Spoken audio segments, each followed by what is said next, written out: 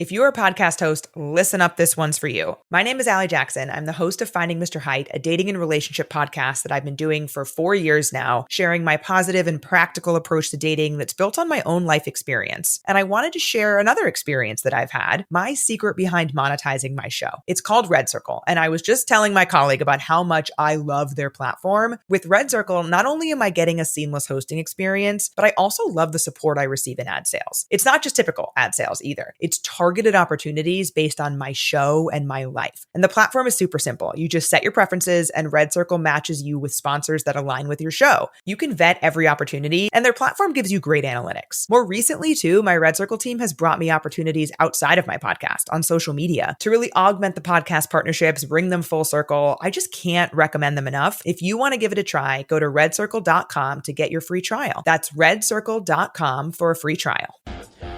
What is up, Buffalo fanatics? Z-Bot here with you, live on the Buffalo Fanatics YouTube channel on a Victory Monday night. And that, of course, can only mean one thing. It is the smoke break. So good to have you in. Fresh off a massive bounce-back W for our Buffalo Bills in Week 11. A 40-burger by the Buffalo Bills in the throwback unis, a 6-touchdown performance from 17 as the Buffalo Bills beat the Tampa Bay Bucs 44-32 to improve to 7-3 and remain in the mix of an ever-growing, ever-insane AFC playoff picture. The NFL right now, the definition of insanity on both sides of the coin, the AFC and the NFC. The Buffalo Bills remain in the thick of things in a massive win. You come off of that game against the Miami Dolphins, and the Buffalo Bills had to prove that that was a fluke. They had to bounce back against a team that was in the divisional round last year, a team threatening to win their own division, a team that has an MVP caliber quarterback, a team that's played like one of the better teams in the NFL. The Buffalo Bills had to prove to themselves, the league, and to us that they could bounce back off of one of the worst losses, perhaps the worst loss, since Josh Allen and Sean McDermott have been at the helm of this organization, and they did so in a wild roller coaster of a game. 44-32 in one of the more exciting and fun to watch games of the entire season, and it's great that the Buffalo Bills were on the winning end of it. You go to week 1, that game against Baltimore might be the game of the year. The Bills on the winning end of that one. You look at this game, a high-flying shootout, points in abundance. You wind up finishing this game with nearly 80 total points on the scoreboard. And the Bills, who have had an offense that has been, up until this point, a bit conservative, and despite the amount of points they score per game, it's been an offense that you look at and you're not necessarily sure if they have the ability to be what we've seen in years past, high-flying in the past game, the ability to score points quickly, the ability to answer instantly. This game proved a lot about a Buffalo Bills team that had not shown us a whole lot of what we saw on Sunday afternoon. The question is, will this continue? Will they build on this? Will this be a launching pad for Josh Allen and this pass offense to continue to build towards January and be able to unleash some of what we saw against Tampa Bay in Week 11? So good to have you in as you're all pouring into the chat here. Great to see everyone as always. Laura, Richie Fresh, Koala, Jake, Mark, so many of you pouring in. Before we dive into the game, I once again want to thank everybody for the just overwhelming amount of love and support for Caroline and I and our new baby girl, Zoe. So many of you have been along since the beginning when we first announced that we were having our baby. I know so many were anticipating he or she's arrival because we did not know what the gender was going to be. We found out in real time, and it was so great to be able to go on that journey together in a way and have you guys meet Zoe on the post-game show. yesterday. I'm sure many of you saw Zoe be initiated into the mafia with the table breaking over on my Twitter. But so many people reached out either in the comments section or DMs, and I just can't tell you how much that means. It's just extraordinary. The community we have here is second to none. You guys know that, but I always want to make sure I reiterate just how awesome you guys are and just how much that means to us, to Caroline and I. And it was so, it was overwhelming, really, to have the amount of love and support that you guys brought to us this past week. And we couldn't be happier. It's been an amazing week. Yeah, it really has. Just an insane week. Where, in one moment you're living your life, the next moment you're living a whole different life. One moment you're Z-Bot, and the next moment you're dad. It's crazy. But the week was capped off, an amazing week was capped off with an amazing W. The Buffalo Bills had to have this one. And in a weird way, I'm still clinging on to that loss to the Miami Dolphins. I don't know how you guys feel. This win did not erase what I saw against Miami in week 10. I think it'll go a long way if the Bills on a short week here. We're just a couple of days away, 3 days removed from the Buffalo Bills taking on the best passing defense in the NFL, maybe the best overall defense in the NFL, and the Houston Texans on the road in prime time on Thursday Night Football. It'll go a long way towards kind of getting that taste out of my mouth from the Miami game if the Bills are able to go to 8-3 and win that football game. This certainly helped, too. Obviously helped a lot more than it would have if the Bills were on the losing end of things here. That goes without saying. But that Miami game was so bad. I mean, I'm not overstating it when I say that loss, to me, 2 losses come to mind, or maybe 3. 3 losses come to mind when I'm thinking about the Josh Allen, Sean McDermott era of the Buffalo Bills. The loss to the Urban Meyer coached Jacksonville Jaguars team. Not only was that one of the worst losses ever, that was one of the worst games ever. Like literally one of the worst games ever. That's up there. That might be number 1. Bills Colts, where Jonathan Taylor had maybe 500 yards. It was the last time that the Bills had lost by that differential.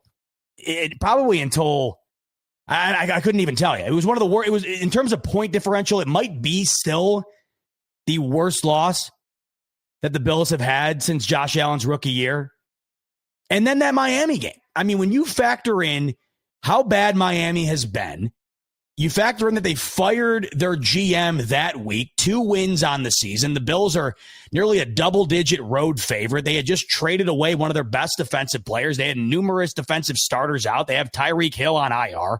You factor that in, and to lose, not just, the game, but to lose the way that you did. Really just get dominated. You don't score a single point until the fourth quarter. You lose by 17 to a team that you have not only dominated, but really when you look across the NFL, there really hasn't been a team over the time span in which Josh Allen has been drafted. There really hasn't been one team that has owned another team quite like the Bills have owned the Miami Dolphins. And to lose the way that they did, in the fashion that they did, and the way that they looked in that loss, just top to bottom, it doesn't get much worse. You had to go out in this Tampa Bay game and answer the call for a variety of reasons. One, your season's on the line every week here. You're chasing New England the rest of the way. And let's face it, that loss might have put the nail in the coffin on the Bills being able to win their 6th consecutive AFC East title. You go over on the playoff simulator right now. You really gotta, go out of your way to predict the Buffalo Bills winning the AFC East. You got to notch a couple of bad losses for New England, and you basically have to predict the Buffalo Bills to run the table. Now, Sean McDermott and Josh Allen, they've been extraordinary in December. Anything's possible. They play like they did Sunday offensively. They'll beat anybody, right? You put up 44 points. Unless you're the Cincinnati Bengals, more often than not, you're winning the football game. But you're also going to have New England lose multiple games, and more than likely you're going to have them lose a divisional game, whether that be to the Miami Dolphins or the New York Jets. They took on the Jets on Thursday Night Football. Justin Fields just got benched, so maybe there's a better chance of that happening down the line with Tyrod Taylor, but the Jets are the Jets, and you don't want to rely on that. And I think when we're sitting around kind of looking in the mirror trying to come to terms with reality, I think if you are a level-headed person, the idea of the Bills regaining the stranglehold on the AFC East seems pretty far-fetched. But you still have a chance, and you have to continue to win football games to remain in the realm of having that chance. And they had to have this game against Tampa Bay. To me, the difference between 7-3 and 6-4, it feels big, especially on a short week here, going against the team you've struggled against, going against one of the better defenses in the NFL on the road.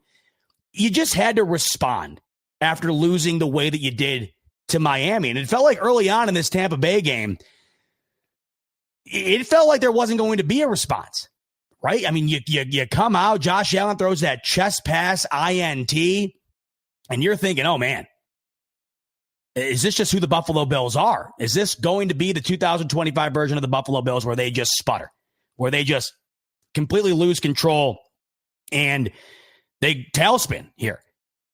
But you watch the progression of the game unfold, and it wound up resulting in one of the more topsy-turvy, yin-yang, just wild roller coaster of a ride type games that we've seen. And in terms of Josh Allen's performance, that certainly fits the bill as well. Just a wild, wild game, really. And early on, you were kind of white knuckling it, and you were so for the majority of the football game. And then late, the Buffalo Bills were able to dot their I's and cross their T's and get out of here, not just with a W, but they wound up winning this one by double digits. And you got to give credit in all of the different areas in which allowed them to get to that point. Josh Allen, of course, which we'll talk about primarily in this episode, the return game, the special teams game. The special teams in this game, the most underrated aspect of the Buffalo Bills victory in Week 11. And that's not hyperbole. I mean, seriously, what they did in the kick return game, it was uncanny. It felt like every single time Tampa Bay kicked the ball off, the Bills were finding a way to get that ball out to at least the 40. Oftentimes, it felt like they were getting it to the 45 or midfield. This, to me, went a long way towards the Bills being able to score 44 points with only 24 minutes of time of possession. This game was so weird in so many ways beyond watching Josh Allen and thinking to yourself, one minute you're like, what is he doing? And then the next minute you're like, oh my God, this is one of the greatest players I've ever seen play the sport. The Bills won a game in which they lost the turnover battle and turned it over 3 times. They won a game in which they trailed the opponent in time of possession by 10 minutes. They won a game where they muffed a kick. Josh Allen throws 2 picks. They won a game where they allowed the opponent to rush for over 200 yards. They won a game where they allowed a third-string undrafted running back to channel his inner Jim Brown and do whatever he wanted. And throughout this whole experience, they scored 44 points and won by 2 touchdowns. Really tough one to wrap your mind around, but it was a fun one at that. And you're sitting here wondering, you are now officially, 2/3 of the way through the season or just about there. Do you know who the Buffalo Bills are? Do they know who they are? I mean, if you ask yourself right now, who are the Buffalo Bills? I don't know. On any given week, I'm getting one of the best D fronts in the league.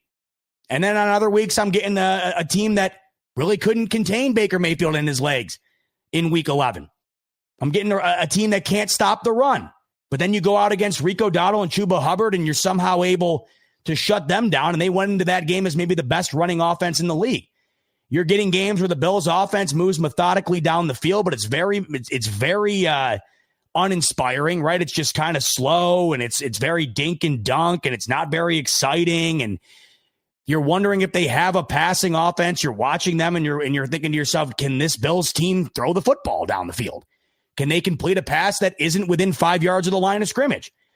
And then you're watching games like the Kansas City game, or you're watching games like the Tampa Bay Bucks game or the Baltimore Ravens game, and you're thinking, man, like they can do whatever they want in the pass game. And then you look at the running game, and you're thinking this is maybe the best running offense in the entire NFL. But then you go against Tampa Bay, and you're like, well, they can't run the football in this game, but yet they found a way to win. And up until this point, they really weren't able to do that. So there's just a ton going on here, and I don't think we can define who Buffalo is. But luckily for us, and I think for any fan of any team right now, I don't think it's ever been this open. And we'll talk about that throughout the show here because I don't know. I really wouldn't know who to put my money on right now in terms of a Super Bowl prediction on both sides. I think if the Eagles play defense the way that they did on Sunday Night Football against Detroit, they might repeat. They had Jared Goff looking like me out there.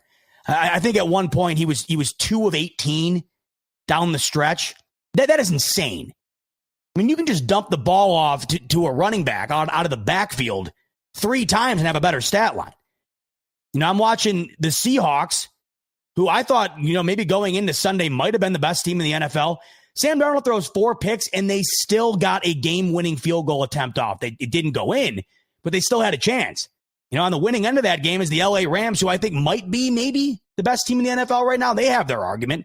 That's just the NFC side of things, though. We'll worry about that when we get to the Super Bowl. You look at the AFC side of things, the Denver Broncos right now would be your 1 seed.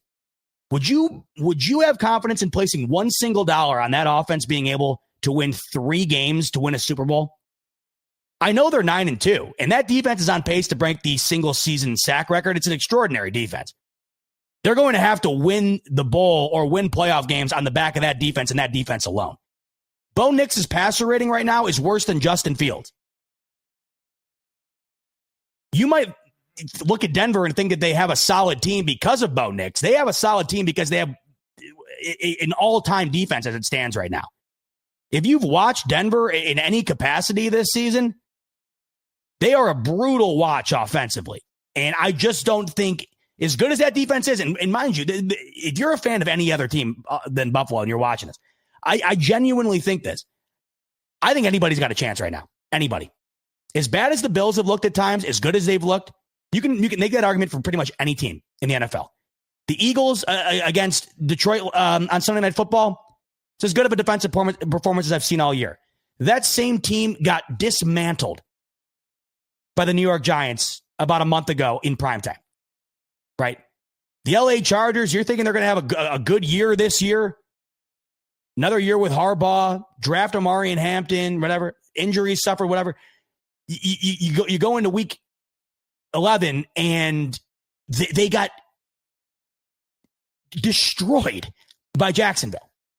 You're looking at the Indianapolis Colts, where they've looked like one of the best teams in the league, but all of a sudden that Daniel Jones resurgence seems to be coming back to the mean a little bit, where he's shown shades of that New York Giants version of the Indianapolis or of Daniel Jones that we haven't seen since he's joined the Colts.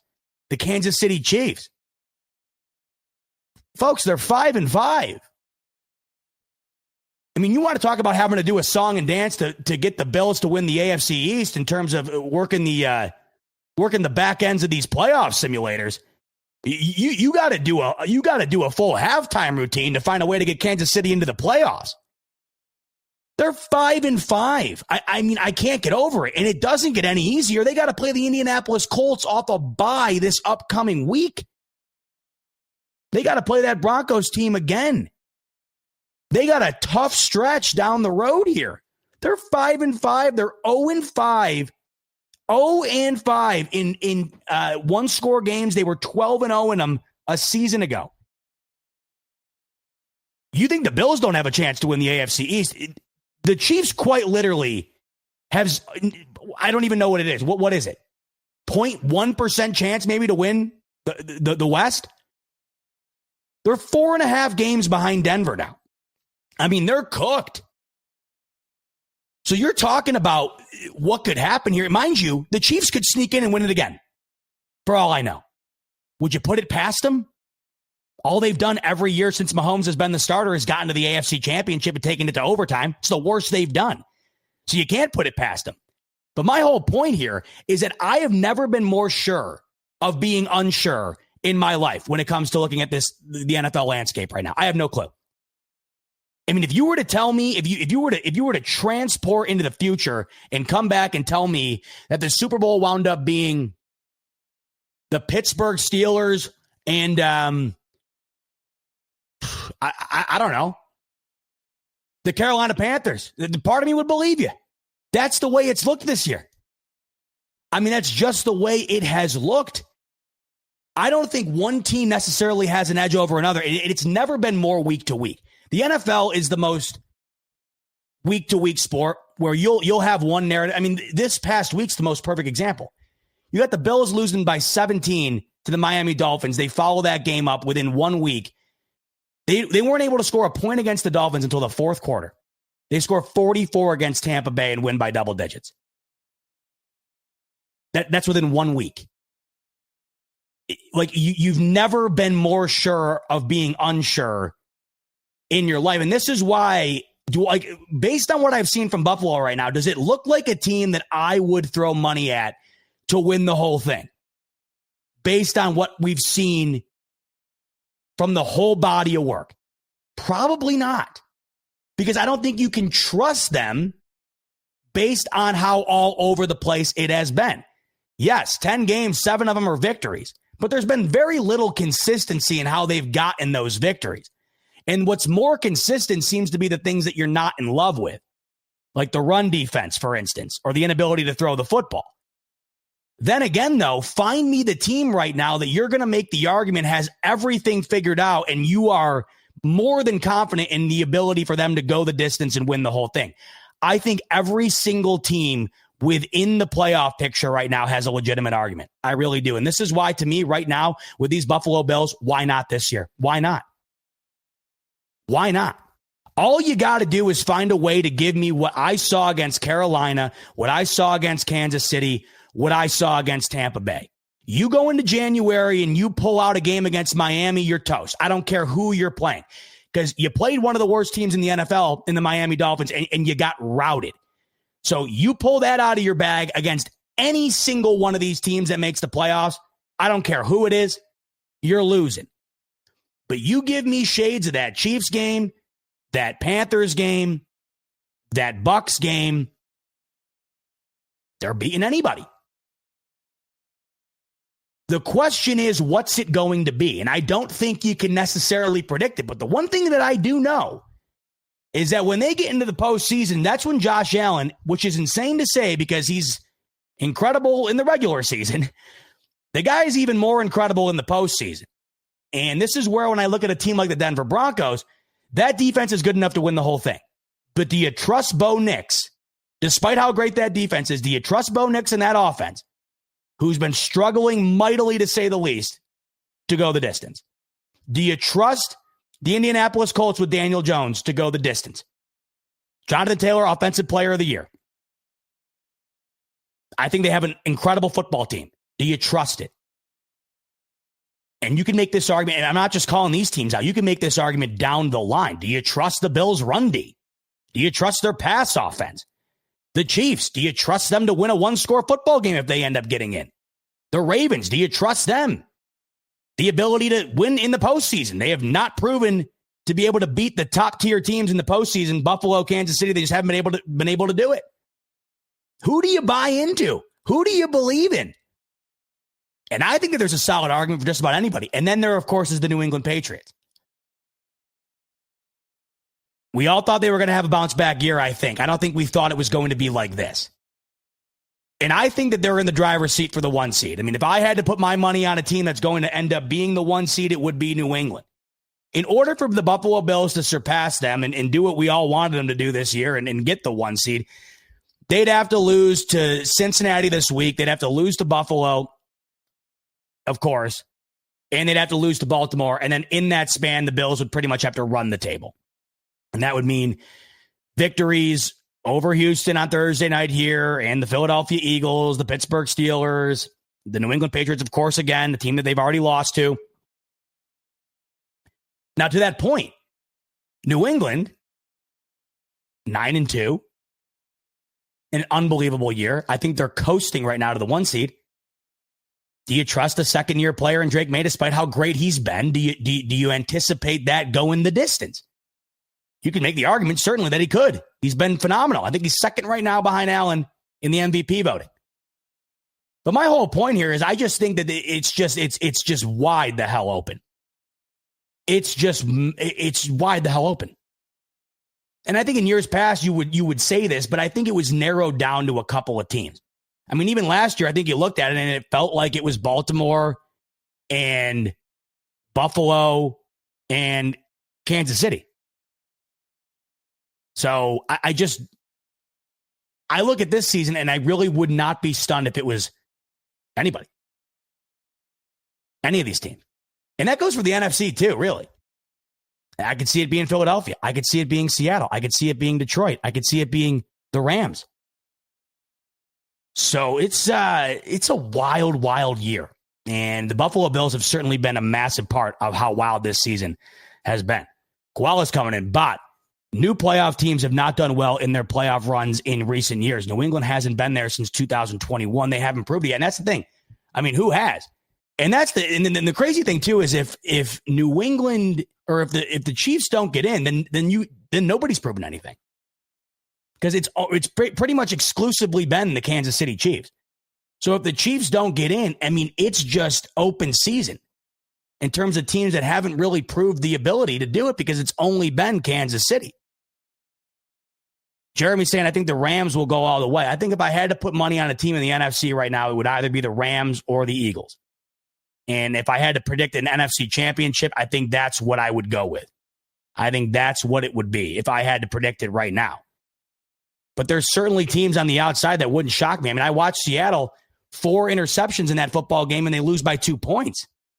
You know, you throw 4 interceptions, you're usually getting destroyed. I mean, they had an opportunity to win that football game as time expired.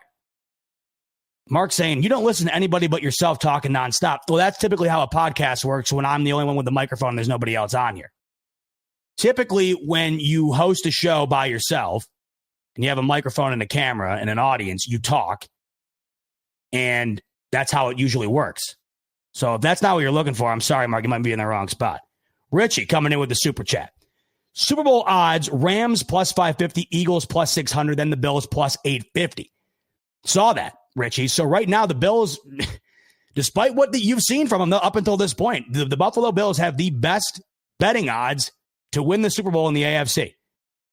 Currently, the favorite to win is out of the NFC, and I think that might be fair.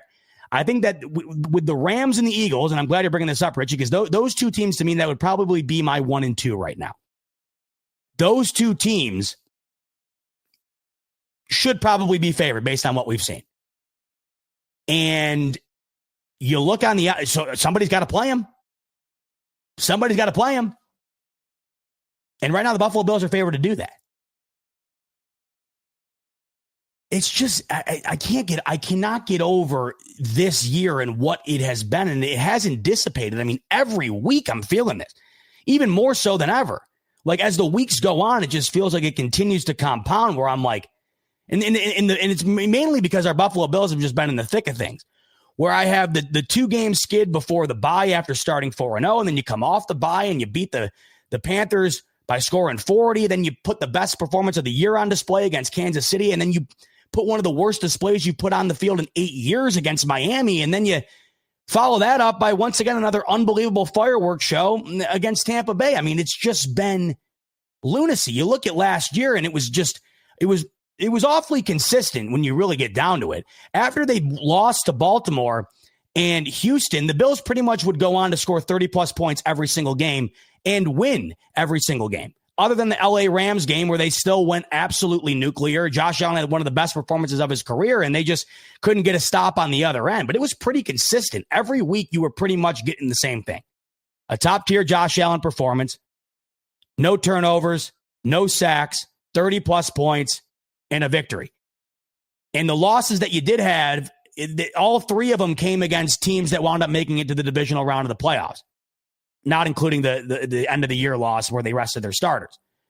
You know, this year you lost to an Atlanta Falcons team who has not won since beating you. I can't get over that one. Because Atlanta in that game, they looked really good. Bijan Robinson looked incredible. Drake London looked incredible. And Michael Penix just did what he had to do in order to win the football game. Penix is out for the year now. They haven't won a game since. You looked at what that team showed you in that first half against Buffalo, and that team has not won. So you lose to that team. They're not sniffing the playoffs. You lose to Miami. They're not sniffing the playoffs. And then, yeah, I think right now you're sitting here. You don't have any shame in losing to the New England Patriots. They have the best record in football right now. You don't feel good snapping your historic home win streak to that team in prime time. But I don't think there's any shame in losing to that team with how good they've been. The other two, there's a lot of shame in those losses. And that's what's different about last year, where all of your losses were against quality opponents. This year, you have one loss against a quality opponent. Richie coming in with another super chat. This is the 1 year I don't mind a wild card spot. It needs to be said, the Pats have a cupcake rest of the way.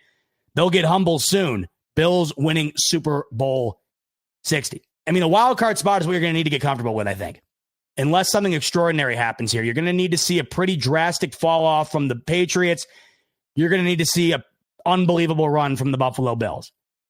The way it's looking right now, the Bills are pretty much a coin flip away from being the 5 seed. And that would mean a road wild card game. Something we're really not used to. Bills are usually playing at home in the wild card.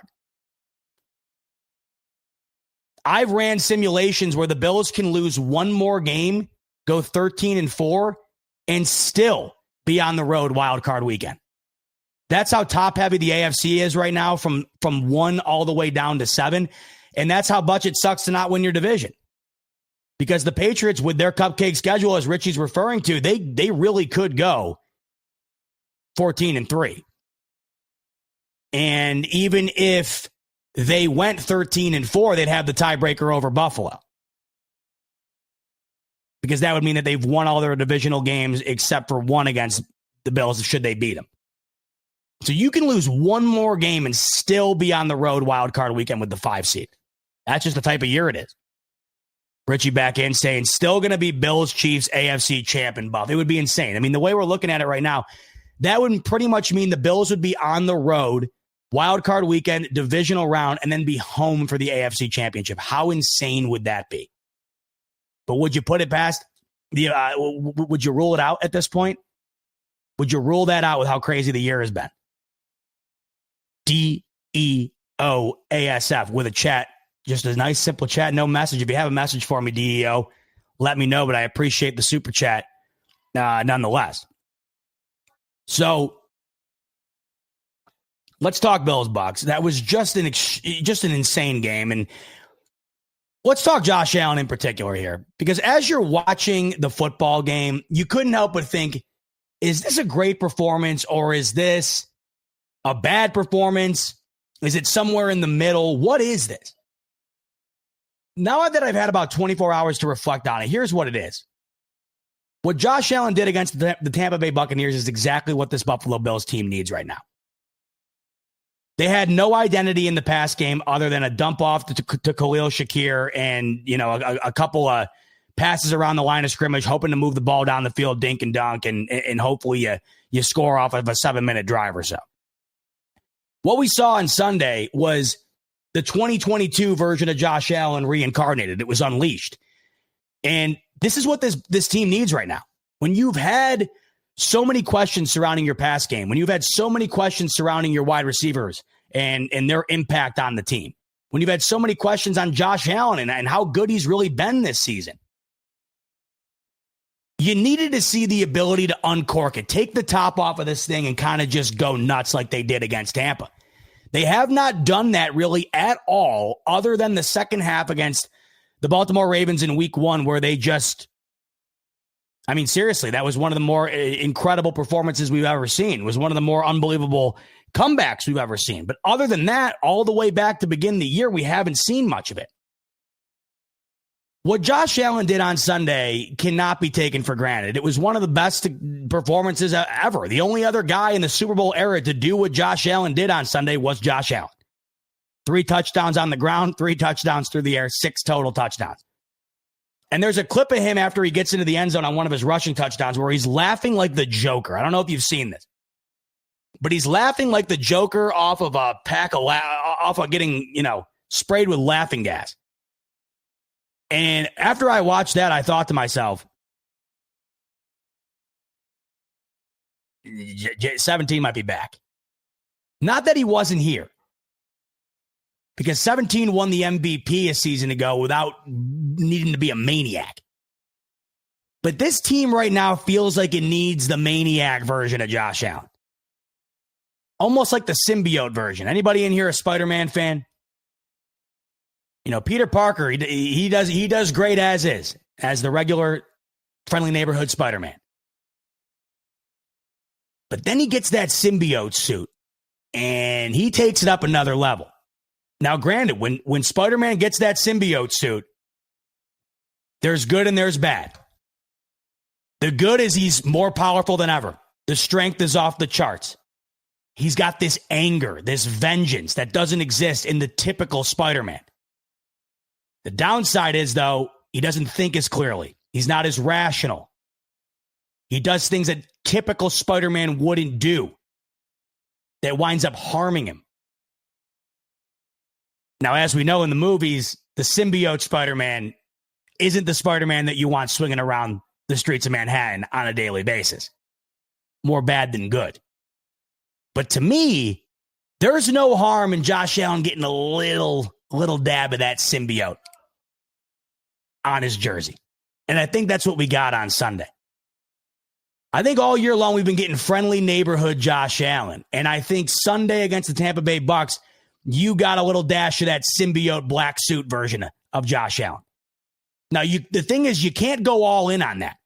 You can't just completely adopt the symbiote suit and become Venom. Because when you get to that point, well, then you're really walking down a dangerous alley where it could end up being your downfall. It could end up costing you, right? But when you mix the ability to have the good and when you have the patience Josh Allen's been able to exhibit like he did last year, the decision making, the high IQ, eliminating the turnovers, that's all great. But that has also come with a cost of being a little too risk adverse. I'm fine with Josh Allen throwing a couple of picks every now and then. What Josh Allen did in 2024 should probably be the outlier, because you're not going to be able to be one of the best quarterbacks on the planet routinely while still not turning the football over. And I think we can all agree here. You're going to sign up for 6 touchdowns any day of the week if the cost of it is also 2 interceptions.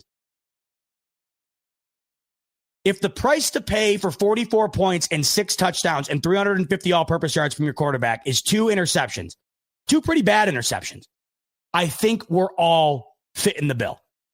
I mean, the chest pass interception to start the game was horrid. And then 4th and 2, you got a wide open Ty Johnson on a swing route to the left. You ignore that. You throw it into double coverage. It gets tipped and picked. It's a bad decision, a bad throw. Then I'm looking at this game, though, and I got Josh Allen throwing a 50-yard dot to Tyrell Shavers on the run. That was a throw that maybe 3 people on the entire planet can make. I got a beautiful touch pass off the top to James Cook. I got 3 rushing touchdowns where the dude's running like the Tasmanian devil. I got him slinging the ball to Gabe Davis on a nice crosser. He's making an incredible catch and putting one on the money to Josh Palmer on another crosser. I think we got to be fine with Josh Allen being Josh Allen. Josh Allen in 2024 was a different version of Josh Allen, and we all loved it, and it was very successful when he won the MVP, and they made it all the way to the AFC Championship and lost by 3 points. This year is not that year, though. This is a different year. And up until this point, they have struggled offensively outside of being able to run the football. And all of a sudden, when I see Josh Allen kind of looking like he used to in years past, they put up 44 points, and he's got 6 touchdowns. He also threw 2 bad interceptions. It just feels like right now this is what the Buffalo Bills need. They need Josh Allen to be Josh Allen. Can they find a way, though, as time progresses here throughout the season to incorporate that with the 2024 version? Can they blend them together? And not every game is going to be like Sunday in a good way, by the way. When I look at what the Bills did against the Bucs, to me, it's more impressive when you factor in that they were not able to run the football. They did not have Dalton Kincaid. They didn't have Keon Coleman, but I'm not going to sit here and act like that was some major destructive element to the foundation of this offense. But it's still something to note nonetheless. They didn't have their second round wide receiver. We'll talk about that in a second. But we're talking about a 44-point outing where Josh Allen had 6 total touchdowns, and James Cook who is, 30 yards shy of 1,000 yards right now heading into week 12.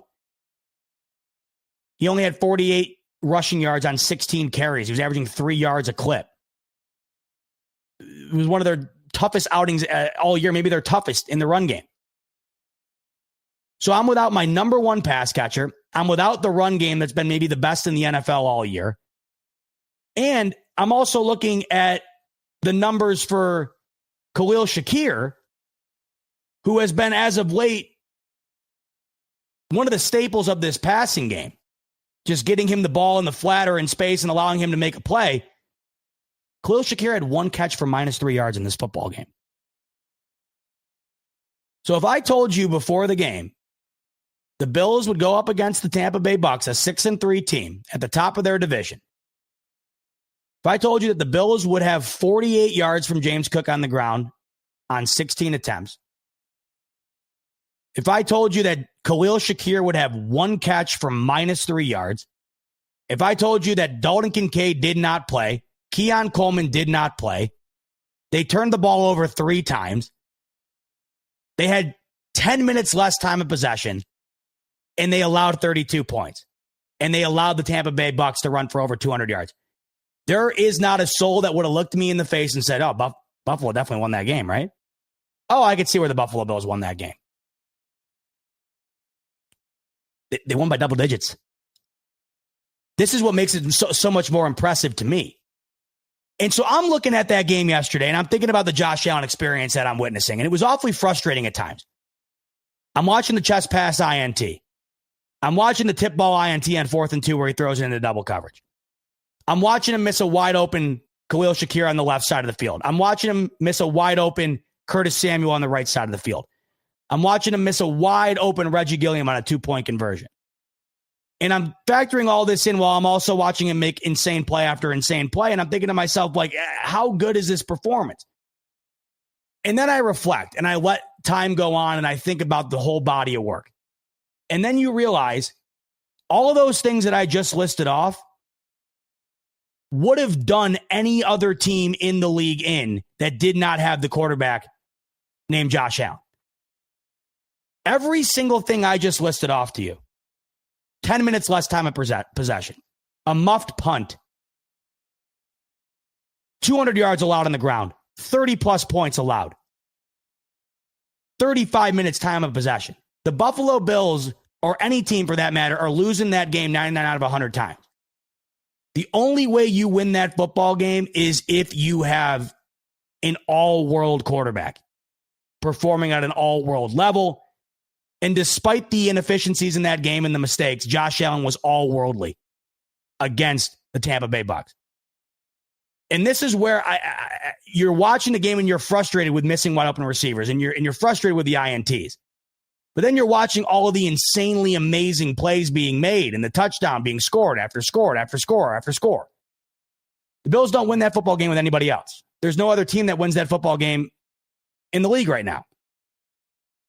The only reason you win that football game is because you have 17 man in the ship. And I found it to be that much more impressive doing it with all of the things that went wrong, not only on the defensive side of things where it felt like almost everything was going wrong in the run game and the inability to really get a stop. But it was so much more impressive to me, the ability for this offense to do what they did without so many of their prime. Buffalo Fanatics, what's going on? This is Pierre the Kingpin, and I wanted to talk to you today about Cigars International, which is the ultimate destination for premium homemade cigars. Known as the industry leader, Cigars International offers the largest selection, unbeatable prices, and a customer service experience that's second to none. Whether you're new to cigars or a seasoned vet, Cigars International makes enjoying cigars easy, approachable, and fun. Cigars International is the go-to retailer for all things cigars, with the biggest selection of premium homemade cigars available anywhere. Cigars International offers unbeatable deals and discounts, making it easy to stock up on your favorite or try something new without breaking the bank. With fast free shipping, and their 100% satisfaction guarantee, you can shop with confidence knowing that Cigars International stands behind every order. They have good relationship with vendors that helps provide great low prices. Whether you're new to cigars or a seasoned pro, Cigars International makes it easy to find the right cigar with helpful guides, staff reviews, and expert advice. It's not just about cigars. Cigars International also offers a wide range of accessories and more to elevate your smoking experience. Check out the great deals every day at cigarsinternational.com. That's cigars, CIGARS, international.com. Use code FANATICS at checkout for 20% off your order of $50 or more, plus free shipping. Or visit www.cigarsinternational.com/fanatics, and the discount will automatically apply. Again, use code FANATICS at checkout for 20% off your order of $50 or more, plus free shipping. Or visit www.cigarsinternational.com/fanatics, and the discount will automatically apply. If you're a custodial supervisor at a local high school, you know that cleanliness is key, and that the best place to get cleaning supplies is from Grainger. Grainger helps you stay fully stocked on the products you trust, from paper towels and disinfectants to floor scrubbers. Plus, you can rely on Grainger for easy reordering, so you never run out of what you need. Call 1-800-GRAINGER, click Grainger.com, or just stop by. Grainger, for the ones who get it done. At Arizona State University, we've made online education better, smarter, and more personalized, so you can go further in your aspiring field. I decided to pursue medicine once I realized that ASU did have the online program for biological sciences. You're still required to learn the same curriculum. You're still being tested on the same content that anyone would be tested on in person. The comprehensiveness of the program prepared me so well for medical school. Explore over 350 plus programs at asuonline.asu.edu. Playmakers being the guy. You score 44 points without top production from James Cook, with zero production from Khalil Shakir, with Dalton Kincaid not being available. Tyrell Shavers, 4 catches, 90 yards, a touchdown. Gabe Davis, 40 yards. I mean, in this game, you had 1, 2, 3, 4, 5, 6, 7, 8, 9 pass catchers. And your top receivers, Tyrell Shavers, James Cook, Ty Johnson, Gabe Davis. And maybe the secret sauce has been uncovered against Tampa Bay. And I'll tell you one thing we witnessed in this game that I couldn't be more ecstatic about, and I've been waiting for it for the longest time, swinging the ball to your best playmakers. And on this football team, your best playmakers outside of Josh Allen are your running backs. You have a gifted receiving running back in Ty Johnson, and you have one of the best running backs in the league in James Cook. They never get him the ball. They never get him the ball in the pass game. In this game, you had James Cook and Ty Johnson both have a receiving touchdown, both have 60-plus yards receiving. There needs to be a hell of a lot more of that, because you saw how beautiful it was. You did it in a variety of ways. You had the screen pass work to perfection. You had the swing route, or the what would you even call it, the hook route, going down the left side of the field to James Cook. That beautiful play action, going to the right side of the field on a short yardage, dumping it off to James Cook, letting him get the first down and go to work. When you don't have the most elite wide receiver core, why not get the ball in the hands of the guys that can make plays for you to supplement that? You saw it in this game. Josh Allen had 317 yards, and over 125 of them came from their running backs. I absolutely love it. And I'm looking at this game and the guys that stepped up. Tyrell Shavers, I couldn't be more ecstatic about it. This was a guy that I was rooting for so heavily in the preseason to make the team. I just loved what I saw from that guy. I love a guy who capitalizes on the opportunities given to him, especially when the odds are against him. Everybody loves an underdog. We're Buffalo Bills fans, for God's sakes. If you didn't love an underdog, you probably wouldn't be a Bills fan. And Tyrell Shavers is the definition of an underdog in this league. A guy that you're rooting for to make the team, and you're not entirely sure if he's going to, but he makes some extraordinary plays in the preseason, and you're holding out hope. Is he going to make it? And he does.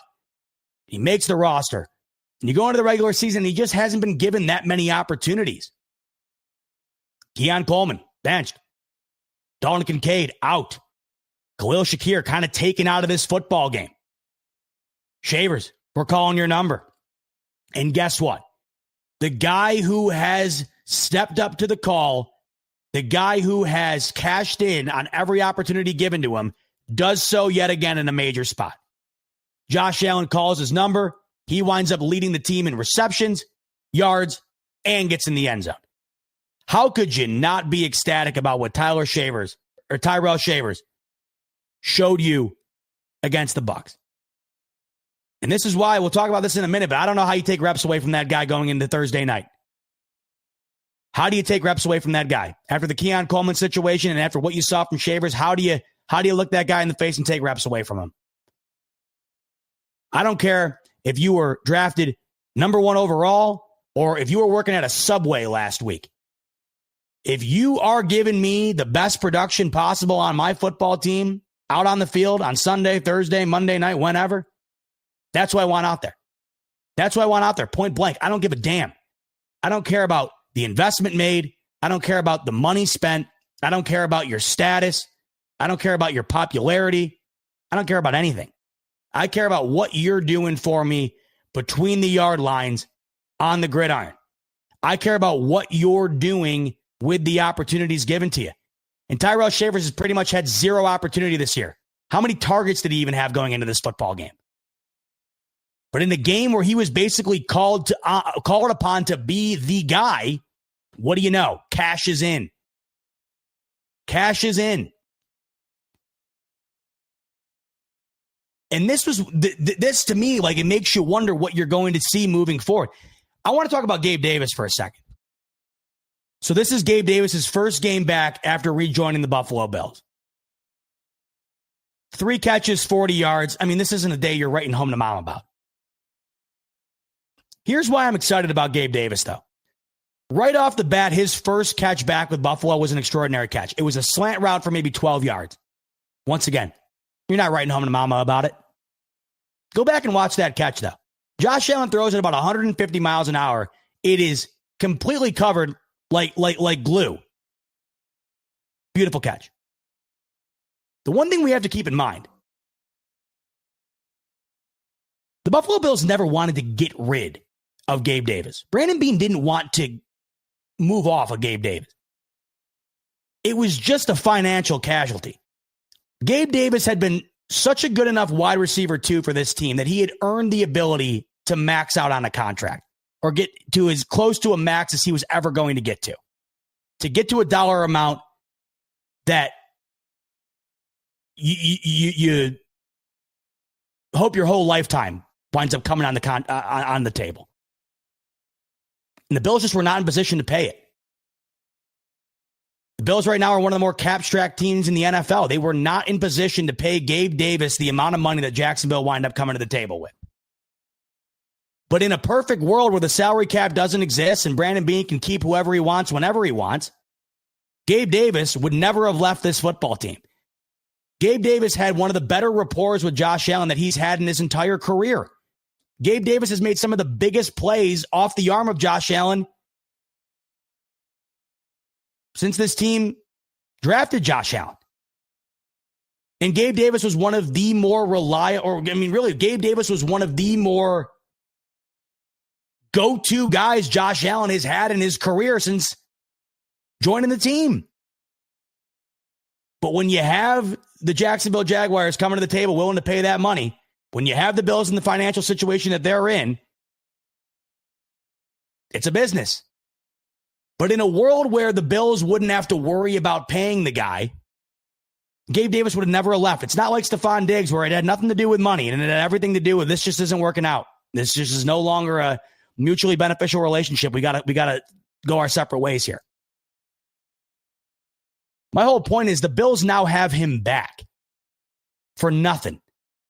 Jacksonville takes on that contract, and they pay an exorbitant amount of money to get off of that contract. In many ways, I think it's a massive indictment on Trevor Lawrence. But the one thing I do know is that Gabe Davis earned that contract catching the football from Josh Allen. Gabe Davis is 26 years old? It's not like he's 33 on the way out the door to retirement. This guy's still got games left in him, man. This guy's still got ball left in him. 26 years old is Gabe Davis. I think there's more here than just, you picked up Gabe Davis off the street to add to the squad. Are we forgetting the moments Gabe Davis had on this football team? I'm not sitting here trying to tell you that Gabe Davis is going to come in here and it's going to look like the Bills just acquired Randy Moss at the trade deadline. I'm not sitting here telling you that Gabe Davis is going to come in here and all of a sudden you're going to watch Josh Allen rattle off 400 yards and four plus touchdowns a week. I'm not saying that.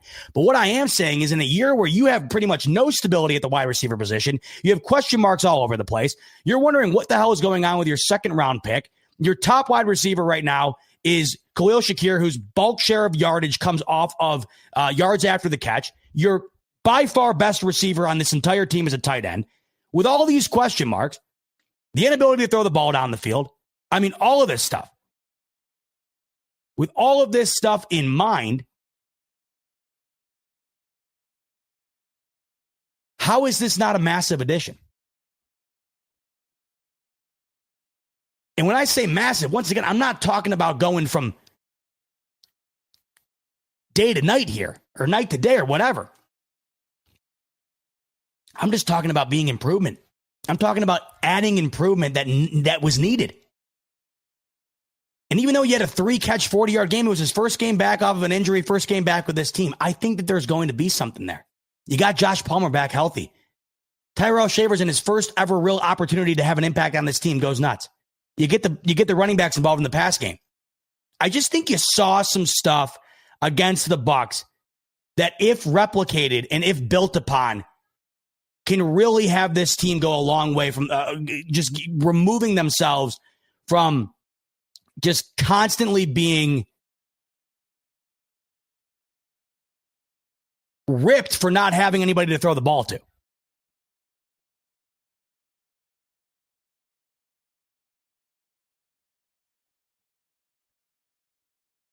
I'm excited about it.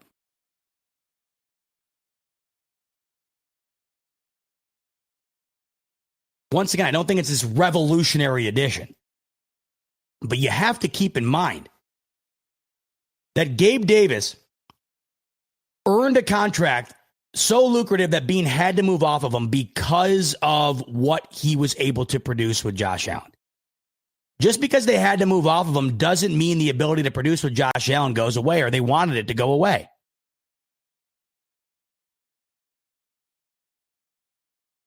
And then I want to see more of Shavers, man. I want to see more of Shavers. And what I want to see more than anything is I want to see more touches for these running backs in the pass game. That's what I want to see more than anything. Because I just don't think it's done enough. And I think when they've done it, does it not always work? You go back to the Baltimore game, that incredible design to get the ball to James Cook in the pass game, goes the distance for a touchdown. They just don't do it enough. In this game, you do it twice for touchdowns. You have 5 receptions in this game by running backs. 2 of them go to the house.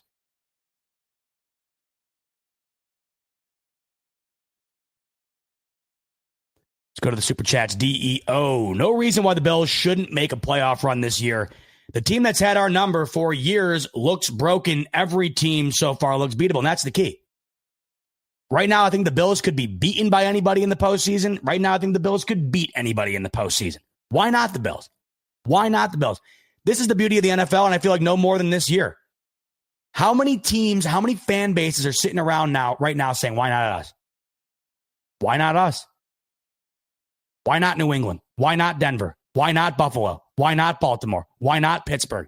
Why not Philly? Why not Detroit? Why not the Rams? Why not Seattle? Why not? Seriously. I can give you 100 reasons as to why not. I can give you 100 reasons as to why. I mean, really, right now, why not the Buffalo Bills? And like I mentioned, if you can find a way for 1 month, I mean, let's look at it this way. The last month, they've played 4 games. Carolina, Kansas City, Miami, Tampa Bay. If you can find a way to rattle that month off, but eliminate the performance against Miami, that's a month right there that's winning you a Super Bowl. You just cannot have the drastic falling off of a cliff that was the Miami Dolphins game. But to win the Super Bowl, more than likely, the Bills are going to have to win 4 games. Wild card, divisional, championship weekend, Super Bowl. The last month, the Bills have played 4 games. And I think that they've played Super Bowl caliber football in 3 of the 4. Once again, though, all it takes is one fourth of that month to completely ruin your year, to completely end your season.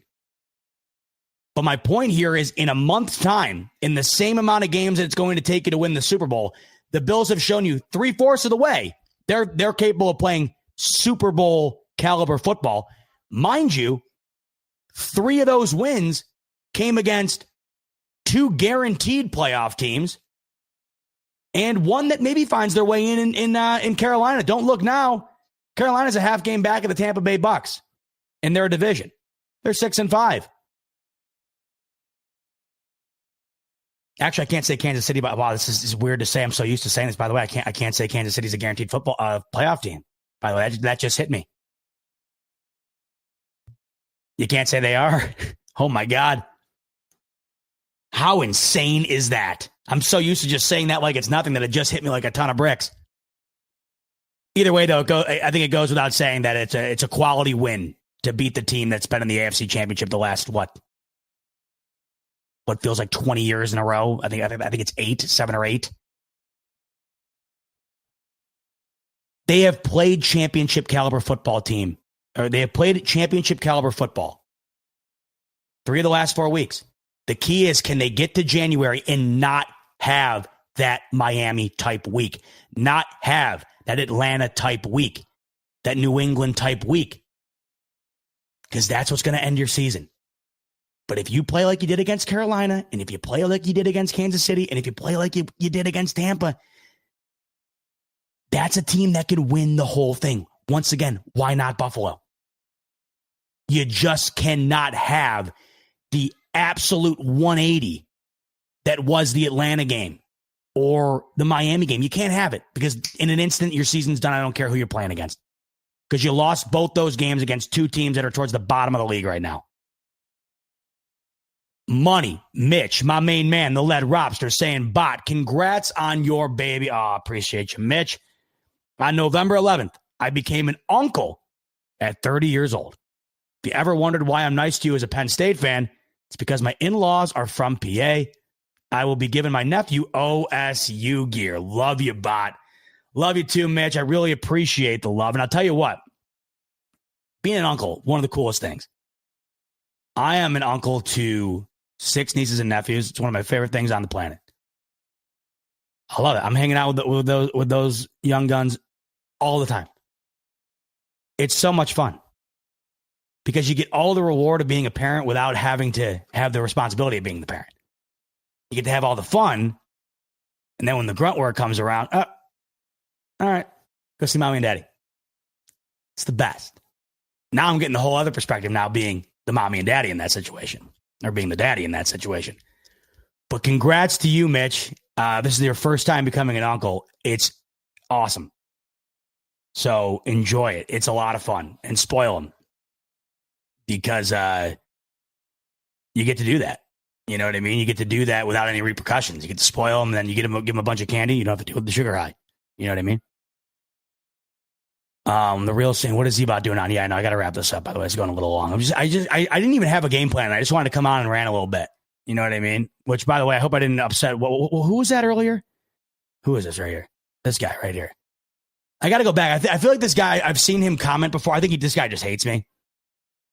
Which I love, by the way, the people that when they hate you, but they're somehow in here live. It's one thing to like come hate on me. Like after the show's over, you stumbled on it in your algorithm, you pop on. Even then, I'm like, it doesn't make sense to me. Like, we're live right now. So, yeah, I wanted to come on and rant to the chagrin of Mark here. But I do need to get wrapping up soon. I just realized I've been on here for an hour, and I told Caroline I'd be on here for a half an hour. I want to talk about Keon Coleman before we wrap up. Dio. And can we talk about the defense yesterday? Third string running back, like a top five back. Any running back want to have a career game, should roll out the red carpet, and you're 100% right. Look, here's the deal. You got to accept it.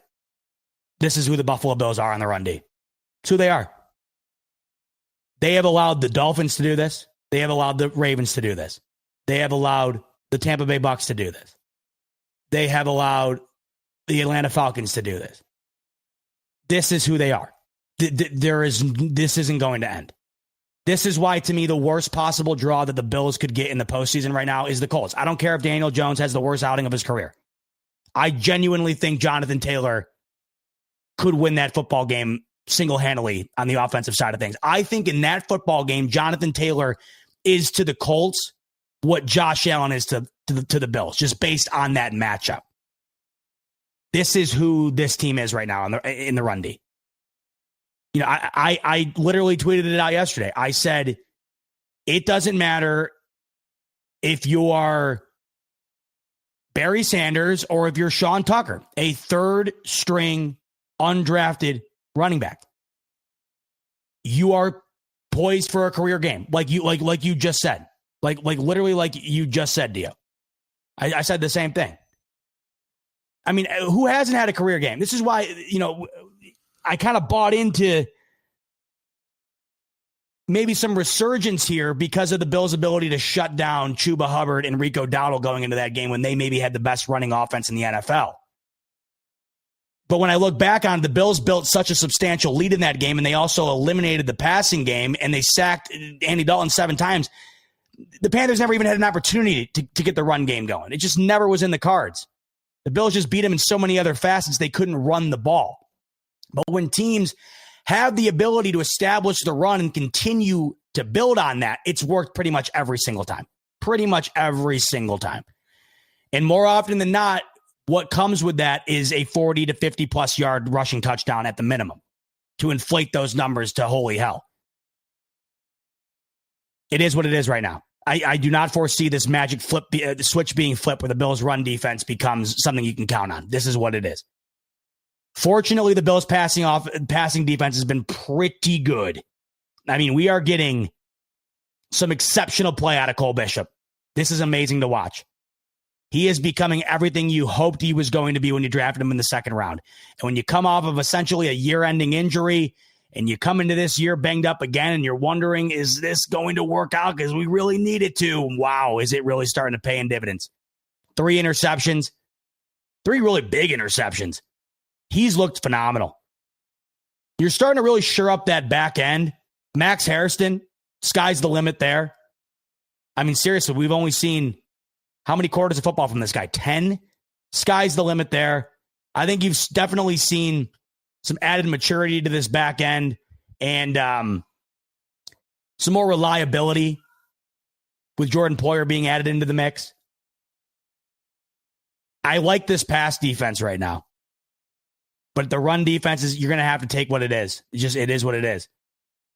And I'm guessing in games like, you know, if the Bills were to draw Indianapolis or draw Baltimore, Bills offense is going to need to show up in that game because I just don't imagine you're going to have the magic pill to eliminate the impact that those teams will be able to have on the ground against you.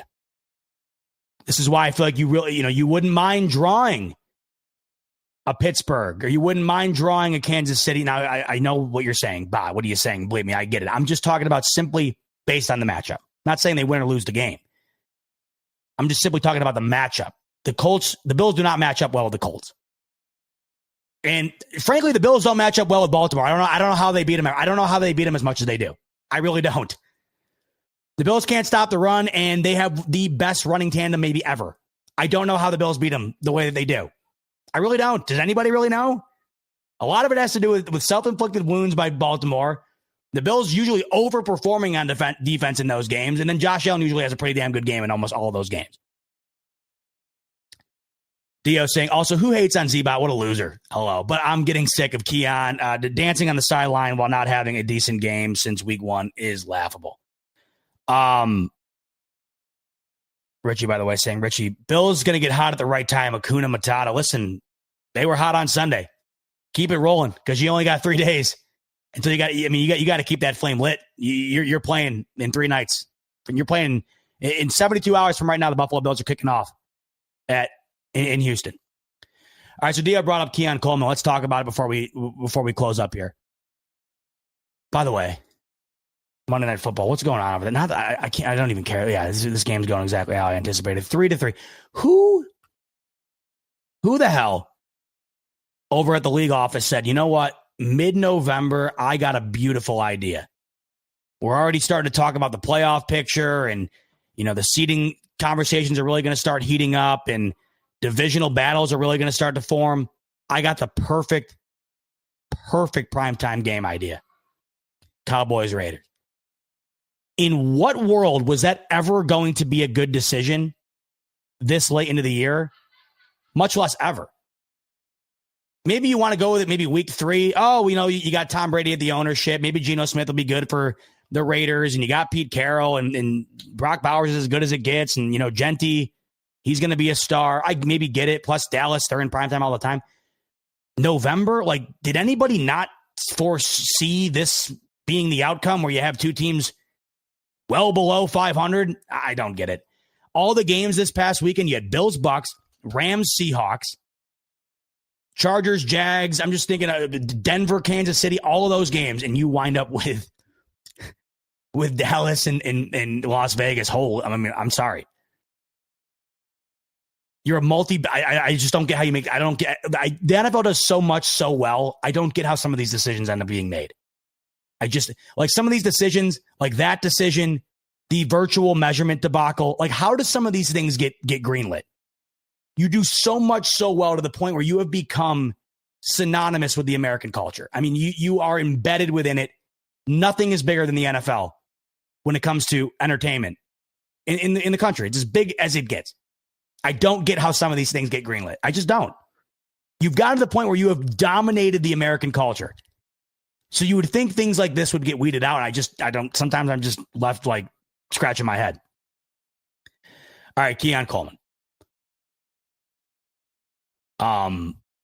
This could not have been a worse week. This could not have been a worse last couple of weeks for Keon Coleman.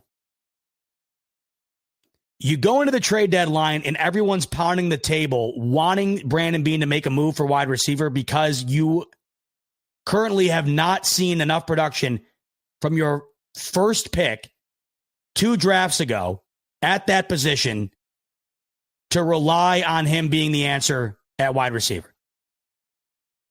The majority of this fan base has pitchforks out after the trade deadline because Brandon Beane did not add a receiver. You wouldn't be doing that if you felt as though Keon Coleman was the answer right now. You have Steve Smith come out with a 30-minute long podcast dedicated solely to analyzing and critiquing Keon Coleman. You have really you have not had any production from Keon Coleman that has moved the needle for this team in any given game outside of the second half of the Baltimore Ravens game week 1. You then have that footage come out of Keon Coleman, and once again, I've said this on other shows. Stevie Johnson's defending him. I've seen guys defending him. It's a dummy route, and he's walking down the field. That doesn't kill me. But listen, I can't deny that narratives are being created, whether they're justifiable or not. That video was going all over the place on social media, and everybody and their mother had something to say about it. Whether he was being lazy on the play or not, I mean, I'll leave that up to the coaches to decide or him to tell you. But what I can't control or what I can't deny is that narratives are being created surrounding it. And you just add that to the pile. But that's just, it's not that that's a big thing. It's just one more thing to add to what seems to be an ever-growing list of questions surrounding Keon Coleman.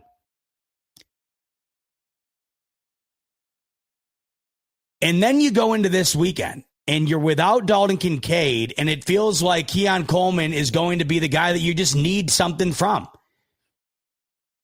You also factor in that they add Gabe Davis, and then they also add McCole Hardman off the street. And once again, I don't think you do this if you feel like you have trust in what your wide receiver room is currently. You then show up late to a meeting on Friday. Mistakes happen. Everybody makes them, and not everybody's the best version of themselves on a 24-hour basis. From day to day, you're going to get different versions of people, and it's not always going to be the best. Everybody makes mistakes, and everybody slips up, and everybody has a bad day. You were the first pick for this team 2 drafts ago, and you were given a yellow brick road to become the number 1 wide receiver for one of the best quarterbacks to ever play. Stephon Diggs out, Coleman in. You are now being given the opportunity to become the go-to guy for a future first ballot Hall of Famer. And it has not become what you were hoping it was going to be. Not only are you lacking on the production, but you are now looking at the 3rd disciplinary action taken on Keon Coleman for off the field issues. And this is where to me, you're losing it. You're losing me here. I said it on the post-game show. I am not happy with off the field stuff from anybody. I don't care if it's the last guy to make the 53 or if it's your first overall pick. I do not like this stuff. It doesn't look good on the organization, and it's not fair to your teammates. And it just shows me that your head's not all the way in it. It just shows me that you're not 100% bought in. People will argue against that, saying, oh, whatever, it happens. Yeah, I just got through saying that. This is now the 3rd time. And in baseball, you don't get 7 strikes until you go back to the dugout. You get 3.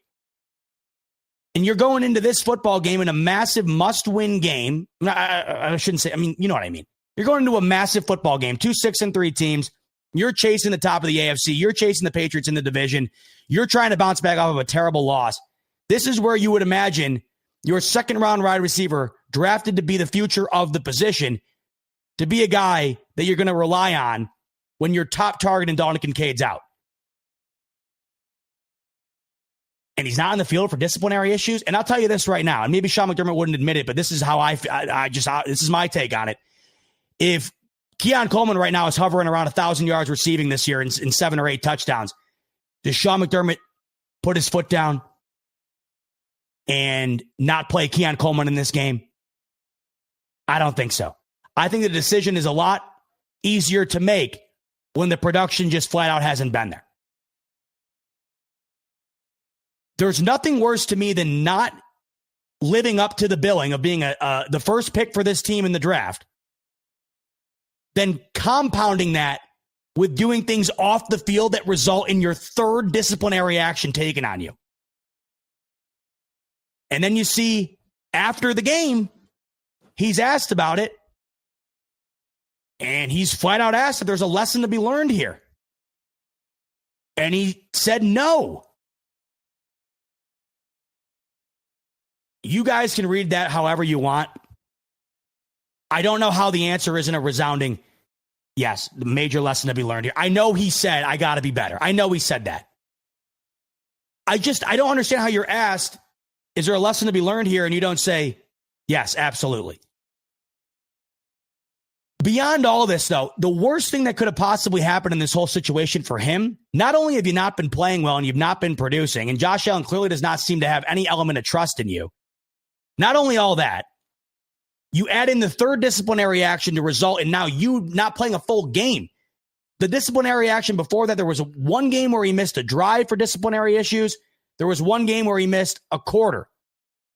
Now we're at full game territory, and it wasn't like you were playing the 0-16 version of the Carolina Panthers or the 0-16 version of the Detroit Lions from years past. You're playing a 6-3 division-leading Bucs team with an offense that's been struggling to throw the football.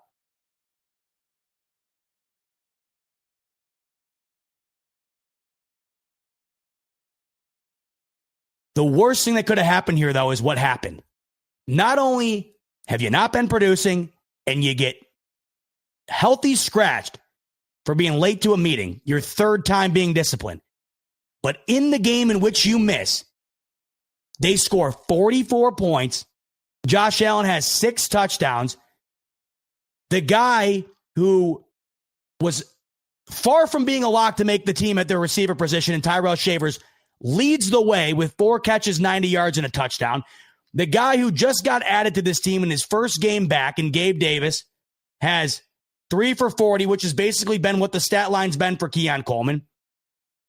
You have 2 receivers have a better day than what Coleman has done on a routine basis throughout the season. To me, the worst thing that could have happened, though, if I'm Keon Coleman here, is what Tyrell Shavers went in and did in this football game. I mean, if we're looking at Keon Coleman's stat line this year, what Tyrell Shavers did against the Tampa Bay Bucs is better than any game that Keon Coleman has had the entire season outside of week 1. Keon Coleman has not gone over 46 yards once this entire season outside of week 1. Keon Coleman has not had 4+ receptions in more than 2 games this entire year. 2 games this year with 4+ receptions. 1 game this year, 90+ yards. And in 1 outing where Tyrell Shavers finally seems to get a fair shake or a fair amount of opportunities, 4 catches, 90 yards, a touchdown. So I got to tell you, man, I think that there's some self-reflecting that's probably being done over at One Bills Drive. How could there not be? You're sitting there, and not only are you not feeling good about the fact that you've had to put your foot down and bench the guy for disciplinary reasons, but in doing so, you go out and this team drops 44, and you have a guy in Tyrell Shavers go and do more than Keon Coleman has done in the last 2.5 months.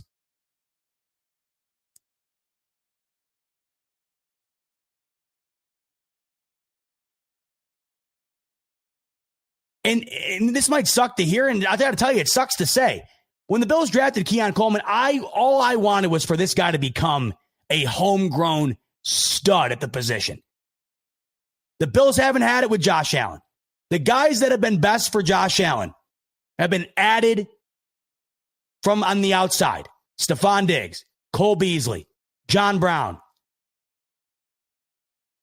I was dying for the Bills to have a homegrown wide receiver 1. I wanted this to work out so bad. And maybe it does at some point here. But up until this point, it's safe to say it's been a failed experiment. And I'm factoring in the off the field stuff. I mean, who else is at their 3rd strike here? You're a 1.5 years into your career. How are you on your 3rd strike? And then you're sitting here telling me that there's not a lesson to be learned? And I'm hoping to God he just misheard the question. I don't know. But to me, the biggest indictment here is the fact that not only have you not been producing, and you factor in having to be benched for disciplinary reasons, but Tyrell Shavers, who was fighting for his life to make this roster 4 months ago, comes out and produces more than Keon Coleman has since September 7th of this season. I wonder what the Bills do on Thursday. I'm dying to see. I'm very interested to see. I was on the Bills roundtable earlier, and we all agreed, if it isn't broke, why would you fix it? I don't understand how there's no world to me where you can look Tyrell Shavers in the face after that performance on Sunday, or Gabe Davis knowing the rapport that he has with Josh Allen, knowing the trust Josh Allen has in him.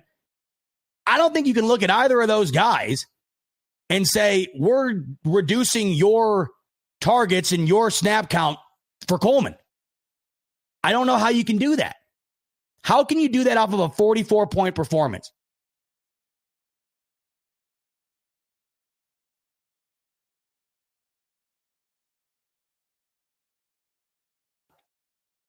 And I don't want to be sitting here talking about this. I hate this. I'm just shooting it as I see it here, really. I don't know how you can really look at it any other way. This is the last. These are the last. This is. I'll just rattle off every game here. Coleman's, it's 3 for 46, 2 for 17, 3 for 30, 3 for 11, 4 for 23, 3 for 45, 3 for 20, 3 for 26. 8 for 112 in that week 1 game against Baltimore. You're thinking, oh, it's happening. You heard Deion Dawkins in the offseason. Look out, NFL. Here comes Keon Coleman. You're hearing the reports from training camp. Whoa, look out. Keon Coleman's looking good. You see that stat line, that performance against Baltimore. You're amped. You're hyped. It hasn't even come close to that once again. It hasn't sniffed that once. And in one outing where Tyrell Shavers gets his chance to shine,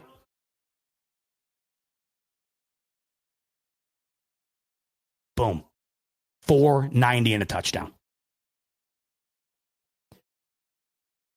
Not good. It's just, if I'm Coleman, man, like, I don't know. I don't know. You can read into it how you want. You know, you see him dancing before the game. Like, I don't know. To me personally, if I had just gotten benched for a full game for disciplinary reasons, I probably wouldn't be dancing before the football game. And I saw plenty of people defending him. Well, what do you want him to do? Be pissed on the sideline? I'm not saying you want him to sit over there and cry. But I got to tell you, if I just got benched by my coach for being late to a meeting after I haven't had a really good season at all, and I've had nothing but questions thrown my way all season long, I've had nothing but, what are we going to do at the wide receiver position? Be thrown around in every television show and podcast and radio show in the country in terms of talking about Buffalo and what they're doing offensively, because that production has not been there. I have all these things benched for disciplinary reasons. I think the last thing I'm probably doing is dancing before the game. And then post-game, when I'm asked about whether or not there's a lesson to be learned here, and I say no. And then on top of that, I got a guy fighting for his life on the in the preseason, and Tyrell Shavers comes in, assumes my role essentially, or what my role was supposed to be, and goes 490 and a touchdown, better than anything I've done since week 1 of the season. I don't really know how it could be much worse. So that's that. And listen, I'll just do it. Richie's saying, do we move off of Coleman in the offseason? I don't know. That's the last thing I think that they want to do. Do you think Brandon Beane wants to admit to this type of failure here 2 years into a second-round draft pick? They didn't have a first-rounder that year. That was their first pick. Or they did have a first-rounder. They traded back. They traded back into the second round. That was their first pick. I mean, do you think Brandon Beane wants to admit to this failure 2 years in? I don't know what's going to happen there. But I'll just say this. I don't think this could look worse. Sonny's saying, hello from Alaska. Go Bills. Congrats on the new baby. Thank you, Sonny, so much. So to answer that question real quick, because speaking of that baby, I got to get going. I'm running a little late here, and I saw a comment here that made me laugh. Where was it?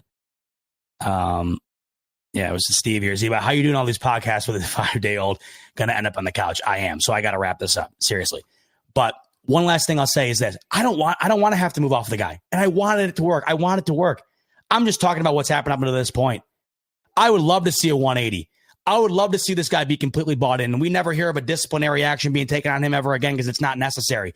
And we see him become a trustworthy target for Josh Allen. And we see the production in the stat sheet. We see him being a guy that can be relied upon on this offense. I love all of it. But up until this point, I just don't think that there's an argument to be had that is in the future here. And based on what we've seen, it's one thing to not be producing and hoping you see that down the bend. But when you're adding in disciplinary actions, and when you're also adding in guys that were, once again, fighting for a roster spot coming in and assuming a role that you have not assumed in 2.5 months, it's really hard to justify getting you back on the field. And it's really hard to justify having you be showcased as the top receiver when it just hasn't been that.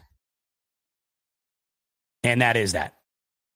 On the way out the door, I want you to check out my friends over at Sleeper. Build yourself a sleeper slip. The link is in the description below. You click that, you sign up. Once you do, you will get a free $20 entry. You can use that on Thursday Night Football for the Bills game. You can use that in any game this upcoming weekend, or you can use it on the NBA, NHL, you name it. Link in the description below. Click it, sign up for Sleeper. Boom. Once you make an account, free $20 entry. Once you've used that entry, use the promo code on your screen, BF25. That will get you a 100% match up to $100 on your first deposit. Terms and conditions apply. See Sleeper terms of use for details. Currently available in over 25 states. Check out Sleeper via the link in the description below today. We'll be back with you all throughout the week. Rico, Tuesday night, and then Thursday, pregame, during the game, post-game. It's Buffalo Bills football early this week on Thursday Night Football, taking on the Houston Texans on the road in a massive AFC showdown. So we're looking forward to it. But in the meantime, I look forward to seeing you then, and I hope you do have an extraordinary rest of your Monday evening. On the way out the door, like button if you could, subscribe button if you could. And that's going to do it for a Monday iteration of the Smoke Break, fresh off of a W over the Tampa Bay Buccaneers. An hour and a half in the books. Look forward to seeing you on Thursday night. Until then, much love as always, and go Bills.